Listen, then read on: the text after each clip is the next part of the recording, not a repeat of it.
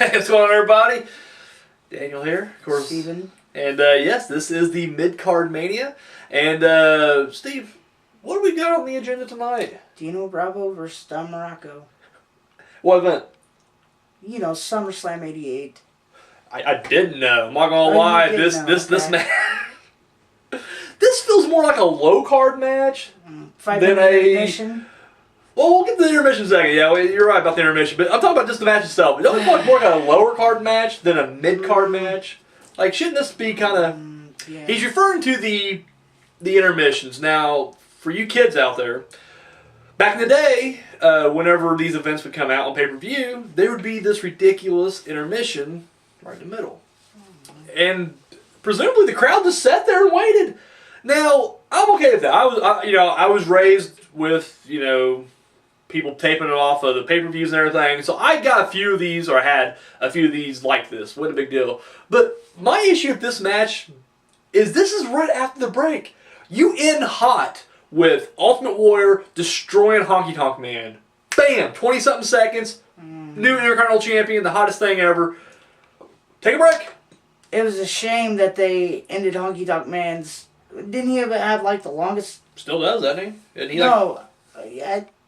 I think he is. Pretty sure he He is. still is? I thought. he is. Yeah. But the point is, like, not even worry about that. I'm saying the point is, like, you're in the crowd. You're amped up. We're just won. Fuck yeah! Yeah. Okay, take a break. Just wait. 5 minutes. 5 minutes. Concession stand. Go take a piss. You come back, and this is the match they kick you off with. It's not a fast-paced, exciting match. Well, I'm not gonna say that, but it's just not what you would think. Like it just I don't know. It just seems like the oddest match placement ever. But SummerSlam '88 was more match fillers anyway. Have you ever noticed that?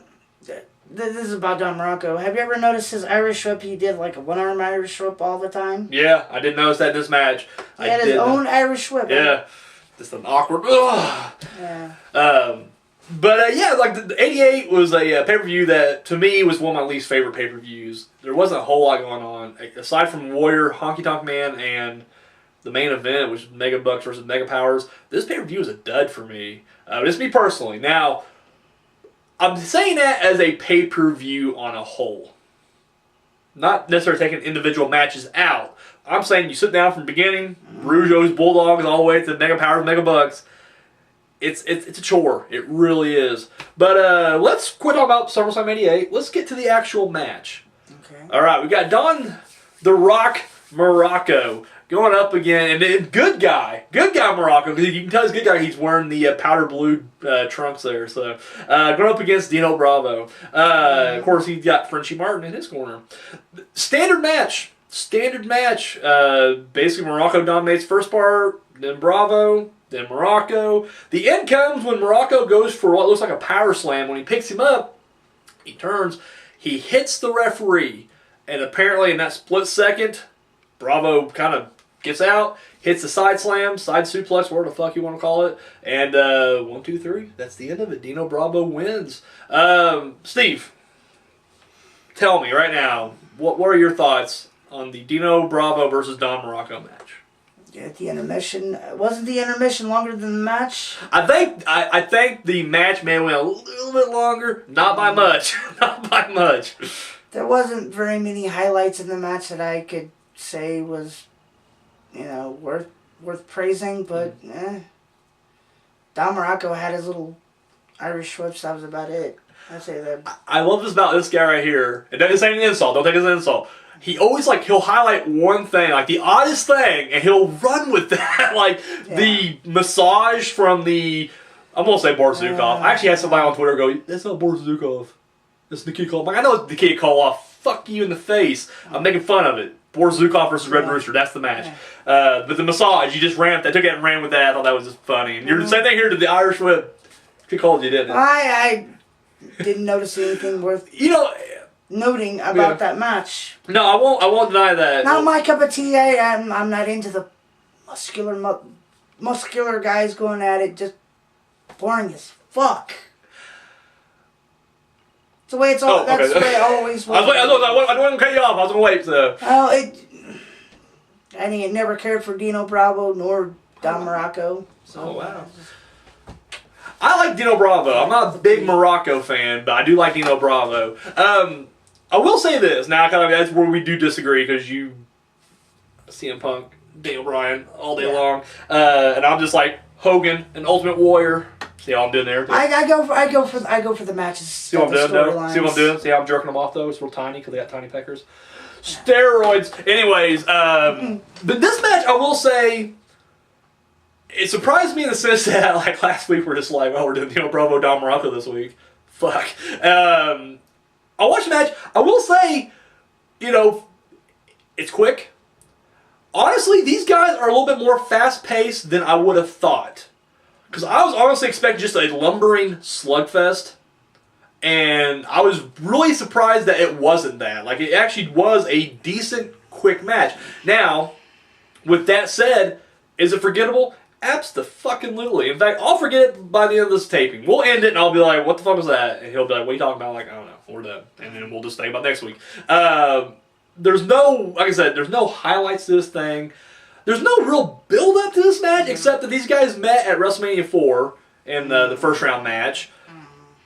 I guess it carried over from that, maybe, I guess. Like I said, the match itself wasn't bad. The ending's a little questionable. And here's the thing. At this day and age, we all know wrestling's fake. But it's more painful when you go back and watch it in the real days, when it's like, why do they do this?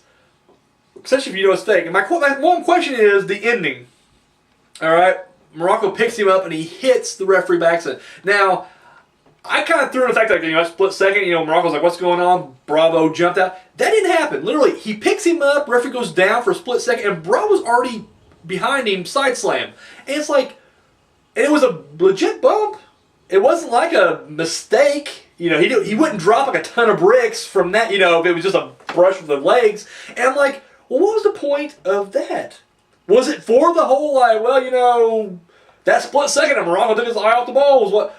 Yeah. It's like, to me, if you're going to have a ref bump, and then you definitely want to have Bravo win, you either, there's so many ways, there's really more than just these three options, but I'm going to throw the top three options out there. You have Muraco swing and hit the referee, hit power slam, and then, oh no, referee's down. He's covered him, nothing's going on. He goes over to wake the referee up, and the time it takes to get the referee back up, Bravo's up, side suplex, over.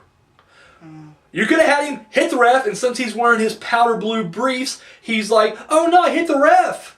Oh, are you okay, ref? And as he's looking at him, Bravo comes up behind, once again, side suplex, end. Or, hit the ref, referee goes down, he's up for the power slam, but then here comes Frenchy Martin with his USA is not okay sign, and he whacks him in the back. Now, granted, that sign ain't gonna do shit, and he's so juiced up right now, he ain't gonna feel it anyways, but he turns around and grabs the little fucker, and he's like, I'm gonna beat you because you're French, and this is USA in the 80s, and as he's about to beat the shit out of him, Bravo comes up behind him and hits the side suplex in the match. I feel like any three of those would have been a better ending than that. Because what was that? He hits the ref, referee goes down for a split second, he's back up, boom, hits it. I don't know, it just seemed like it was odd. It was just odd to me. Maybe it's just me. I mean, was it odd to you at all, or, did you just...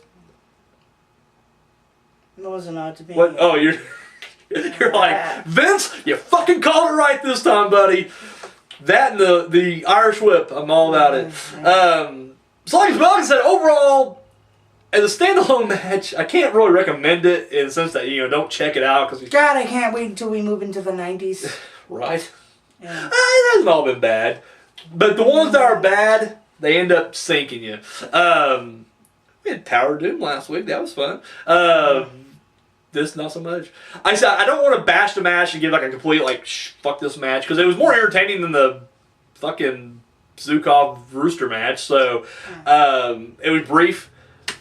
That's all I can really say. We're trying to stretch this out, aren't we? We're trying. All right. Once again, like I said, I can't recommend this match as like a standalone. I will say if you haven't come across it by itself, because I'm not gonna lie, I can't recommend the pay-per-view. Like you did you finish pay-per-view or did you? I was watching it before I can. I was trying to finish watching it before I could remember. So yeah, I don't know. Are you a fan of pay-per-view yourself or? It's okay to go off the rails a little bit here.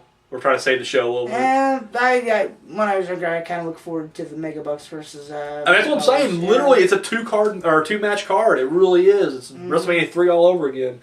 And don't be wrong, like the Rougeau's Bulldogs match in the very beginning, it's decent, but it just has a shitty end. Yeah.